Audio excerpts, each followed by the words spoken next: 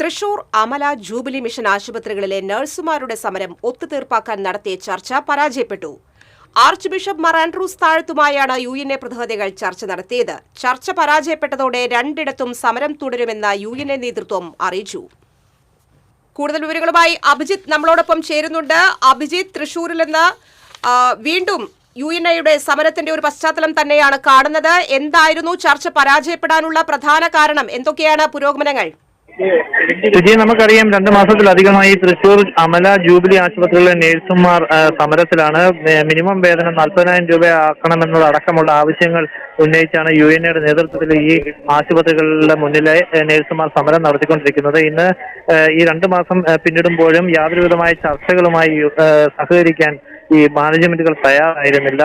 തൃശൂർ അതിരൂപതയുടെ ഭാഗത്തു നിന്നുള്ള പ്രത്യേകമായ ഒരു താല്പര്യമൊന്നും ഇതിൽ ഉണ്ടായിരുന്നില്ല. എന്നാൽ പുതിയ മന്ത്രിസഭ അധികാരത്തിലേറിയതിനു ശേഷം ഇവരുമായി ചർച്ചയ്ക്ക് തയ്യാറാവുകയായിരുന്നു അതിരൂപത. ഇന്ന് ജൂബിലി മിഷൻ ആശുപത്രിയിൽ വെച്ച് തൃശൂർ അതിരൂപത ആർച്ച് ബിഷപ്പ് മാർ ആൻഡ്രൂസ് താഴത്തടക്കമുള്ളവരുമായി മാനേജ്മെന്റ് പ്രതിനിധികളുമെല്ലാമായി യുഎൻഎയുടെ പ്രതിനിധികൾ ചർച്ച നടത്തുകയുണ്ട്. എന്നാൽ മണിക്കൂറുകൾ നീണ്ട ചർച്ചയ്ക്കൊടുവിൽ ഇത് പരാജയപ്പെടുകയാണ് ഉണ്ടായത്. കാരണം മാനേജ്മെന്റുകൾ ഇവരുടെ ആവശ്യങ്ങൾക്ക് വഴങ്ങാനോ അല്ലെങ്കിൽ അതുമായി പൊരുത്തപ്പെട്ടു പോകാനോ താല്പര്യമില്ല എന്നുള്ള അഭിപ്രായം പ്രകടിപ്പിക്കുകയായിരുന്നു. ഒപ്പം തന്നെ അവർ മുന്നോട്ട് വെച്ച ആശയം സംസ്ഥാന സർക്കാർ ഇക്കാര്യത്തിൽ ഒരു ഉത്തരവിറക്കണം. അതായത് മിനിമം വേതനം വർദ്ധിപ്പിച്ചുകൊണ്ടുള്ള സംസ്ഥാന സർക്കാരിന്റെ ഉത്തരവ് വന്നാൽ അതിന് തങ്ങൾ മാനേജ്മെന്റുകൾ അനുകൂലമായി പ്രതികരിക്കാമെന്നായിരുന്നു മാനേജ്മെന്റുകൾ യുഎൻഎയുടെ പ്രതിനിധികളെ അറിയിച്ചത്. എന്നാൽ ഈ ഒരു ഒത്തുതീർപ്പ് വ്യവസ്ഥയുമായി യുഎൻഎയുടെ പ്രതിനിധികൾ തയ്യാറായില്ല.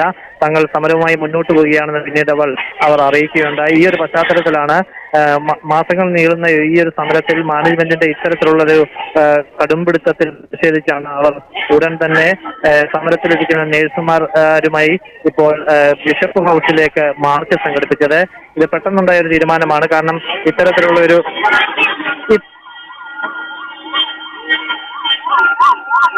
ഈ ഒരു സാഹചര്യത്തില് ഇപ്പോൾ ഇവർ റോഡ് ഉപരോധിക്കുകയാണ്. ഈ റോഡ് ഉപരോധത്തിന്റെ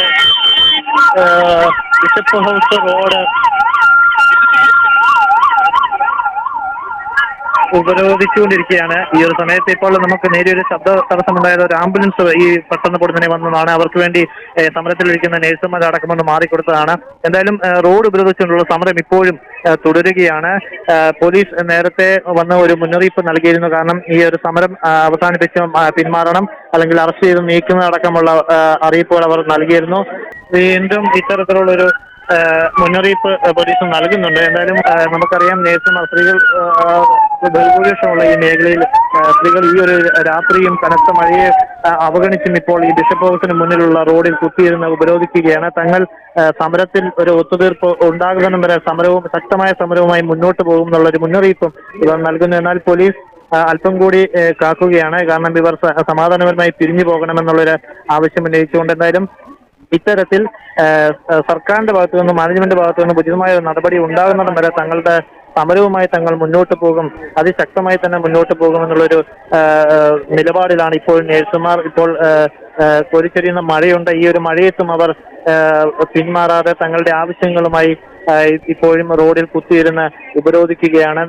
വലിയ രീതിയിലുള്ള ഒരു പോലീസ് ഇപ്പോൾ ഇവിടെയുണ്ട്. കാരണം സ്ത്രീകൾ ആണ് കൂടുതലായിട്ടുള്ളത്. അപ്പോൾ അവരെ ഈ റോഡിൽ നിന്ന് അറസ്റ്റ് ചെയ്ത് നീക്കണമെങ്കിൽ കൂടുതൽ വനിതാ പോലീസ് എത്തേണ്ടതുണ്ട്. കൂടുതൽ അല്പം വനിതാ പോലീസുകാരുണ്ടെങ്കിൽ പോലും കൂടുതൽ വനിതാ പോലീസുകാരെ കൂടി എത്തിച്ചുകൊണ്ട് ഇവരെ അറസ്റ്റ് ചെയ്ത് നീക്കി സമരം അവസാനിപ്പിക്കാനുള്ള ഒരു ശ്രമവും പോലീസിന്റെ ഭാഗത്തു നിന്നും നടക്കുന്നുണ്ട്. എന്തായാലും ഈ ഒരു സാഹചര്യത്തിലും സമരവുമായി മുന്നോട്ട് പോകാൻ തന്നെ നീങ്ങുന്നത് തങ്ങളുടെ ആവശ്യങ്ങൾ അംഗീകരിക്കാതെ ഒരു തരത്തിലുള്ള വിട്ടുവീഴ്ചയ്ക്കും തങ്ങൾ തയ്യാറല്ല എന്ന് ആവർത്തിച്ച് കൊണ്ടാണ് ഇപ്പോൾ ഈ ഒരു സമരവുമായി മുന്നോട്ട് പോകുന്നത്. അതേസമയം മാനേജ്മെന്റ് തൃശൂർ അതിരൂപതയും മാനേജ്മെന്റ് പ്രതിനിധികളും എല്ലാം തന്നെ ഈ ഒരു സമയം മാധ്യമങ്ങളെ കാണും എന്നറിയിച്ചിരുന്നെങ്കിലും ആ ഒരു ഘട്ടത്തിൽ ഈ സമരവും ചർച്ചയിലെടുത്ത തീരുമാനങ്ങളെ സംബന്ധിച്ചും വ്യക്തത വരേണ്ടതുണ്ട്. അവർ മാധ്യമങ്ങളെ കാണുമെന്ന് പറഞ്ഞിപ്പോഴും ഇപ്പോൾ അവിടെ ഇപ്പോൾ സാധിച്ചിട്ടില്ല. കാരണം നമ്മൾ ഇപ്പോൾ ഈ ഒരു സമരത്തിന്റെ പശ്ചാത്തലത്തിലാണ് ഇപ്പോഴും നിലകൊള്ളുന്നത്. എന്തായാലും സമരം ഈ ഒരു മഴയത്തും ഇപ്പോഴും റോഡ് ഉപരോധിച്ചുകൊണ്ട് തന്നെ മുന്നോട്ട് പോവുകയാണ്.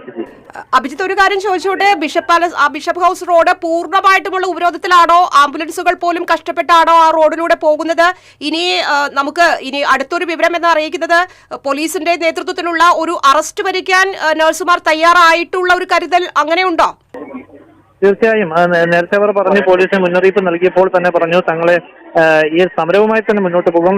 ഇപ്പോൾ ഈ ഒരു അവസരത്തിൽ പിന്മാറാനില്ല, എന്നാൽ അറസ്റ്റ് ചെയ്ത് നീക്കുന്നതടക്കമുള്ള കാര്യങ്ങളിലേക്ക് പോലീസ് കടക്കുമെന്ന് തന്നെയാണ് ഇപ്പോൾ അറിയിച്ചിട്ടുള്ളത്. എന്തായാലും അല്പസമയത്തിനകം ഈ ഒരു സമരം തുടർന്നാൽ പോലീസ് ബലം പ്രയോഗിച്ച് തന്നെ ഇവരെ അറസ്റ്റ് ചെയ്ത് നീക്കേണ്ട ഒരു സാഹചര്യം തന്നെയാണ് ഇപ്പോൾ നിലവിലുള്ളത്. എന്തായാലും നേരത്തെ സൂചിപ്പിച്ചുള്ള റോഡ് ഉപരോധിച്ചുകൊണ്ട്, പൂർണ്ണമായും ഈ ഒരു റോഡ് ഉപരോധിച്ചുകൊണ്ട് തന്നെയാണ് സമരം മുന്നോട്ട് പോകുന്നത്. അതേസമയം ആംബുലൻസ് അടക്കമുള്ള, ഇപ്പോൾ നമ്മൾ ഇവിടെ നിൽക്കുമ്പോൾ തന്നെ 3 ആംബുലൻസുകളോളം ഈ ഒരു വഴി വന്നിരുന്നു. അവരെയൊക്കെ തന്നെ നഴ്സുമാർ തന്നെ സ്വയമേ മാറിക്കൊണ്ട് തന്നെ അവർക്കുള്ള വഴി ഈ ഒരു അവസരത്തിൽ അവർ ഒഴുക്കുകയുണ്ടായി. പിന്നെ പ്രത്യേകിച്ച് പറയുമ്പോൾ ബാരിക്കേഡുകളും മറ്റും നിരത്തിയുള്ള ഒരു സമരമല്ല ഇത്. കാരണം നമുക്കറിയാം, നഴ്സുമാർ അവർ സമാധാനപരമായി തന്നെയാണ് ഈ കാലയളവിലടക്കം അവർ സമരം നടത്തിയിട്ടുള്ളത്. ഒരുവിധമായിട്ടുള്ള അക്രമ സംഭവങ്ങളിലേക്കൊന്നും അവർ മുന്നോട്ട് പോയിട്ടില്ല.